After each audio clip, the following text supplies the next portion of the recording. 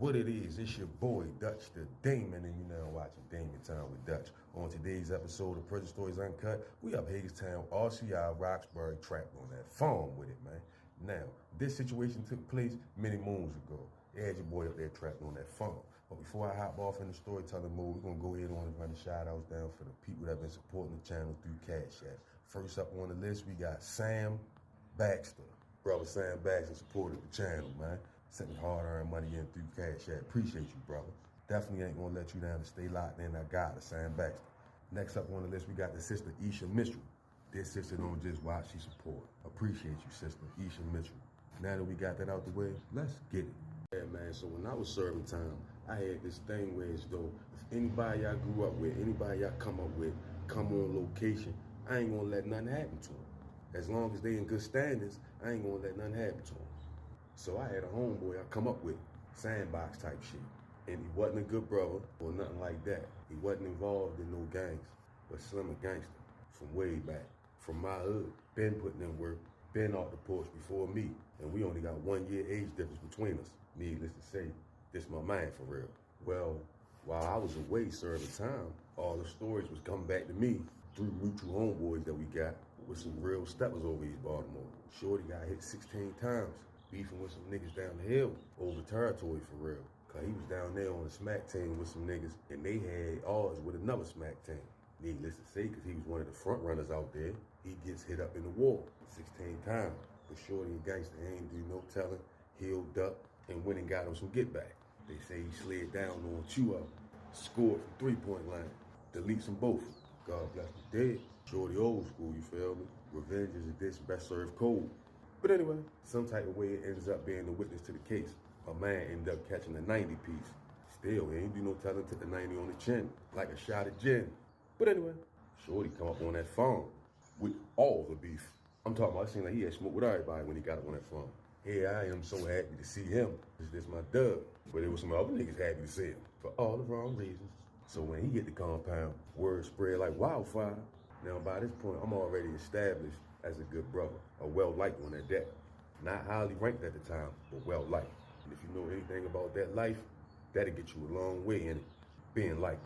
But anyway, when he come on the compound, they put him down House Union 1, up Roxbury. That's the building that's close to the cafeteria and the school and all that shit on the compound. Yeah, they had him up House Union 1. So I don't know how he figured out what building I was in down to the cell location. But Shorty sent me a kite.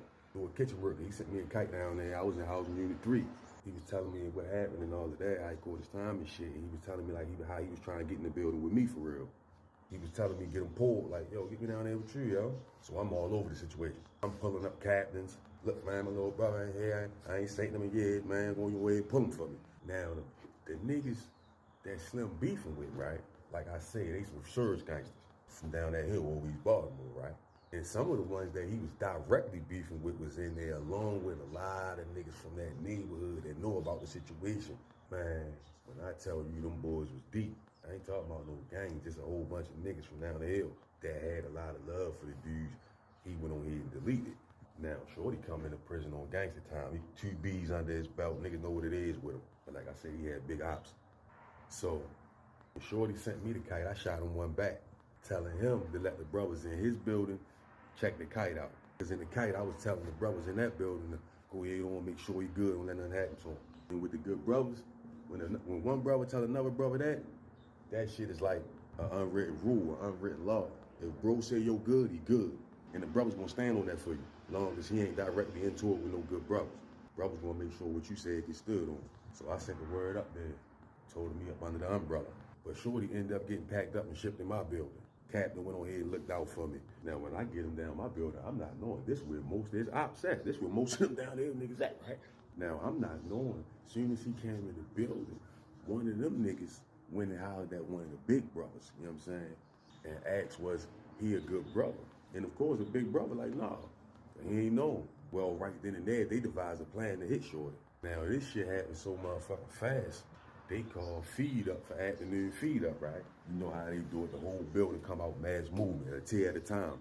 Everybody on the movement to the child hall.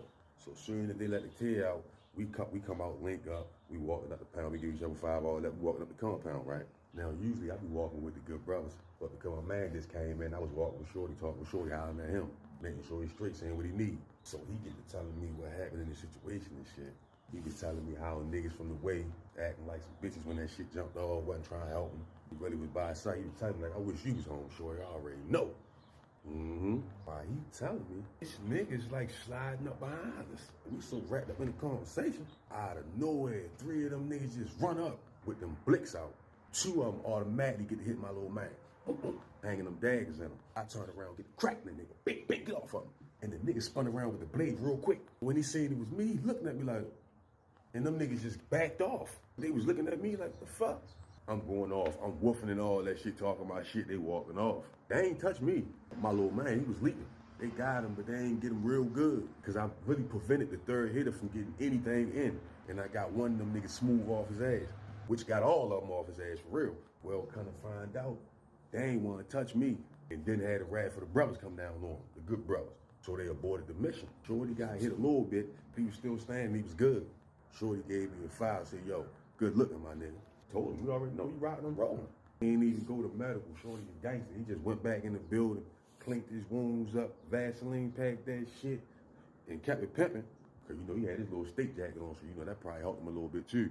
They usually are protectants against jailhouse shanks, them state jackets. But after that shit, them niggas ain't fuck with him no more. And the big brothers made him pay a fine. Made them little dudes that went on that mission pay a fine for not alerting me and moving on the situation without an okay. But all the big brother told him was he wasn't that. He wasn't a good brother. That's all he told him. He told him slide now.